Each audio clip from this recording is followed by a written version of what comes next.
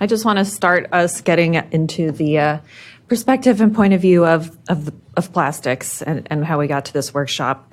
There's many points of view from which to explore the problem of plastics in the environment, and the National Academies has experience and interest in approaching it from a variety of perspectives.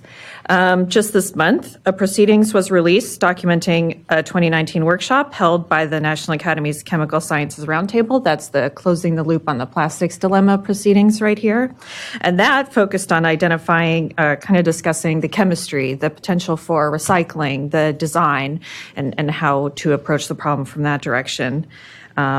Looking back earlier in 2009, the National Academies released a report that examined the presence of plastics and other debris in the environment, ways to reduce waste, improve waste disposal at ports, and strengthen the regulatory framework toward a goal of zero waste.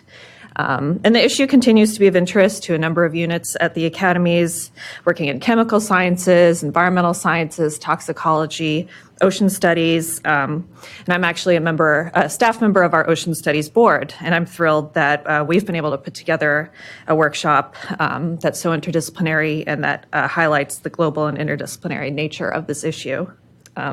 So today we're exploring the issue from the environmental health perspective, and with a focus on microplastics. We know microplastics are in the environment, although how good a handle do we even have on that? And our approach today is an exploration of what this presence means for human health and well-being, and how do we get to even having such an understanding.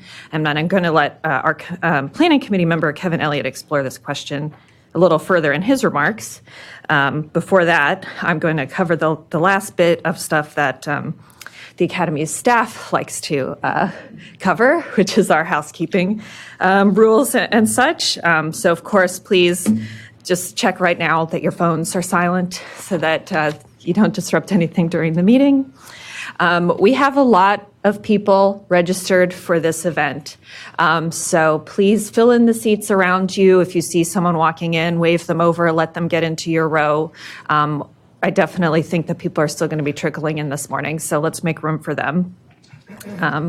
We have a lot of panel discussions, a lot of panel discussion time on the agenda, and we want to hear from you as well. We know that a lot of you are really interested in this topic and working on it from a wide variety of perspectives, and we'd like to have you involved as participants in these discussions. And the people participating via webcast also have an opportunity to be engaged as well. Speaking of the webcast, in order for all of you in the room to be heard, when you're asking a question or if you're on a panel, please use the microphone. That's how it can be captured for the people who are on the line and for our recording. So be mindful of the microphone. I know a lot of people say, but I'm loud, and you are. We can hear you in the room, but we can't hear you from all over the country. So please use the microphone. And then when you participate, I just wanted to note that we are going to have a proceedings written, just as we do for all of our workshops for the Emerging Science Initiative. So I just wanted you to know that all of the statements documented in the proceedings are going to be attributed, but not to your organization, just to you as an individual. Your contribution will be noted.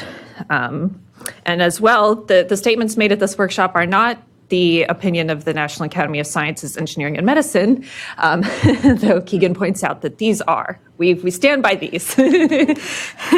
But otherwise, this is just open discussion and kind of exploring the issue. That's all it should be taken as. And so we have these discussions. If there's anything you want to report out on social media, we do have a hashtag. Please be mindful if anyone did put on their slide, though, to not share on social media. Please be respectful of that.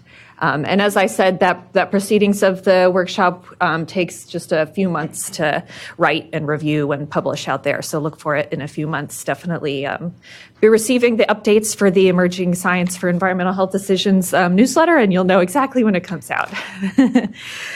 So with that, I'd like to turn the microphone over to Dr. John Balbus. He's from our sponsoring agency, the National Institute of Environmental Health Sciences, and he's going to give some remarks and a welcome to all of you.